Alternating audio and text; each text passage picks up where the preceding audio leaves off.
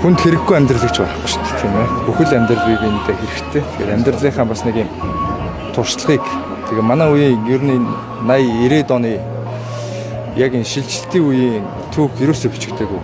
Энэ үеийнхний тулсан зам ажил амьдралын гараа тийм ээ алдаа оноо энэ бүхэн бичигдэж амжаагүй гэж Цэндтоо редактор маань хэлсэн.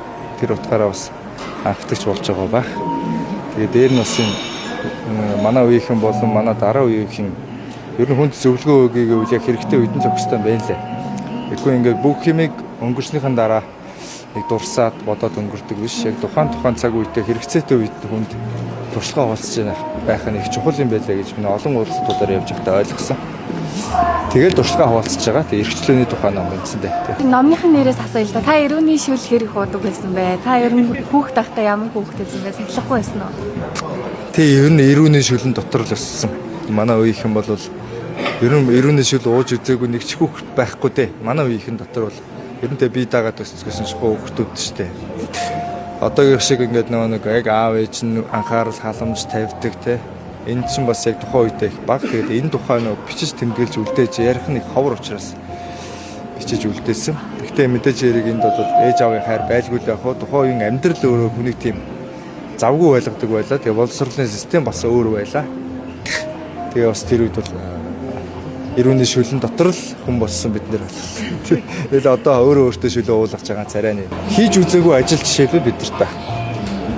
Манай энэ үеийнхэнд бол одоо яг өмнөх хуучин нийгэмд бол улсаас тодорхой ажлууд өгөн тийм ээ. За тэгээд дараа нь зах зээлийн нийгэм чиглэснээс хойш хүмүүс чинь ингээд өөрөө дур дураараа 8 хийх янз янзын ажил үйлчлэгээ үйлдвэрлэл эрхлэх гэж явсан. Биднэрт манай үеийнхэнд одоо ер нь гадаадад ажиллаж үзээгүй сурангаач гэдэг юм уу эсвэл өөр арга замаарч гэдэг юм үзээгүй хүмүүс бас байхгүй. Тэгэхээр гадаадд ажиллаж исэн түүх маань өртлийн дотор байгаа. Тэгээ хамгийн гол нь хүнээс нэгтгэх шигэ өөрөө яг үннээр нь шударгаар нь ярьсан бичсэн. Яг нь өөрийнхөө бие төв дээрээс бичсэн учраас илүү хилэн далангу болсон. Ном бичгтнээ цаг гаргах шаардлагатай.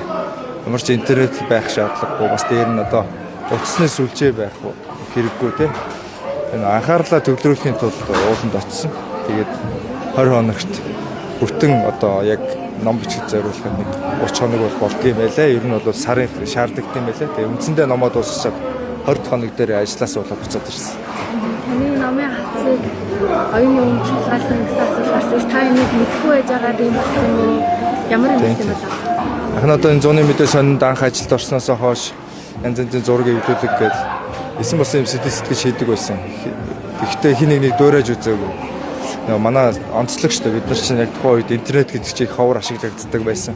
Өөрсдөө бүгдийг бодож олдог байсан. Тэгээ энэ маань их давуу тал.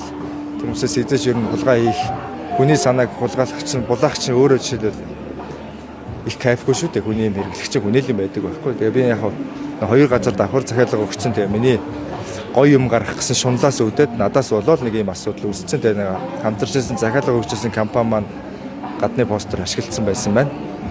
Тэгээд тэр хэд манаас надаас уушлт хүссэн. Азар ном маань хэвлэгдээгүй байж таарсан.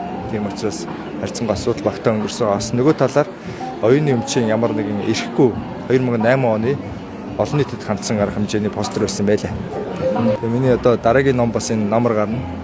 Тэр нь Улаанбаал гэдэг ном нэвтрүүлэхийн тухай.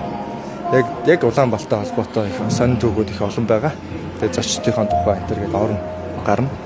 За энэ 4 жилийн парламентын 4 жилийн төгсгөлд миний Чингисийн өшөөний ард юу болдог вэ гэдэг ном гарна. Одоо бичигдэж байгаа.